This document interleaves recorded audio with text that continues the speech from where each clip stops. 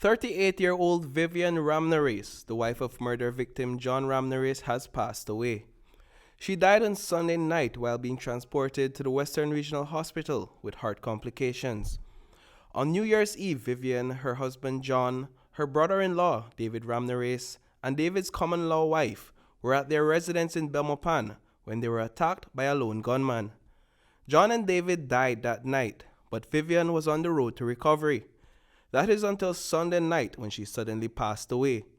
We spoke with Beverly Wade, a colleague and friend of Vivian. For those of us who knew Vivian, we were very much banking on her passion and her being a fierce person when it comes to fighting and passion. And we could see her fighting her way through this, especially for her daughter that's also survived this tragedy. And so when Vivian came out of it, we were all looking forward to her recovery, really. And so the news on Sunday was now devastating. Because it was like we had crossed that hurdle, really, and it was when she would have recovered. And she was always positive about how she was doing, and trying to keep everybody around her positive. Beverly Wade and Vivian Ramnarace worked together at the Fisheries Department for almost 15 years. Wade recounted Vivian's many contributions to the country's marine conservation efforts that has expanded her influence across the region and internationally.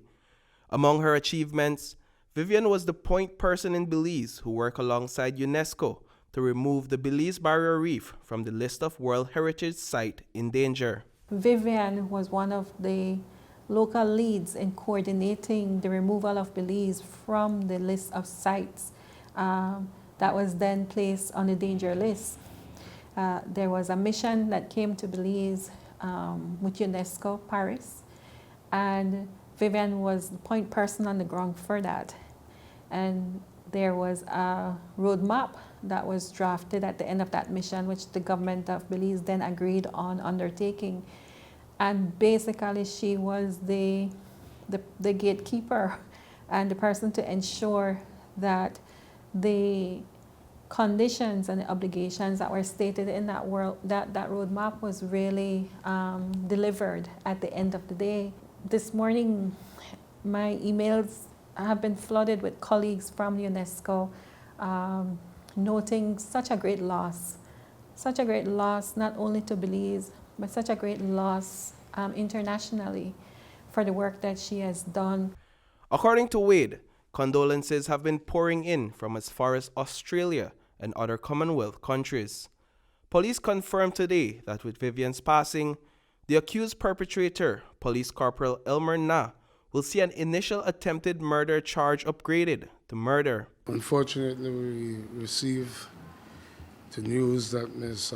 Vivian Ramnarace was on her way to the Belmopan hospital when she collapsed and was pronounced dead when she arrived at the hospital.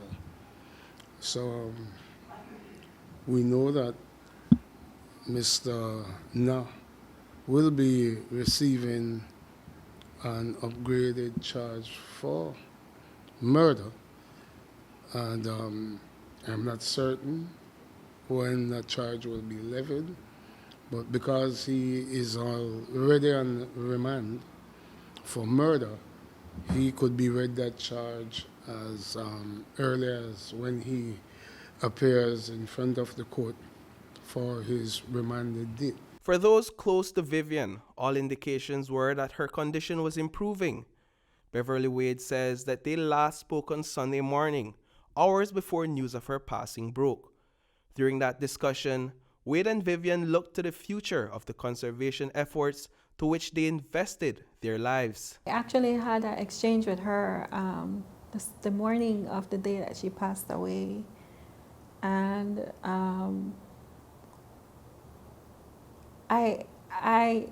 there was nothing that would have indicated to me that I would have been getting the message later on that night that she had passed away. Several of her family members, including her sister and brother-in-law, took to social media following her passing with words of grief and requests for prayers. One post read, "So many emotions are running through me that I don't know how to cope with it. I woke up this morning hoping it was just a dream, but this is our reality." Another said, "Our families were already mourning the murder of my brothers, and losing you just intensifies that pain and emptiness, which I did not think could get any worse. I was wrong."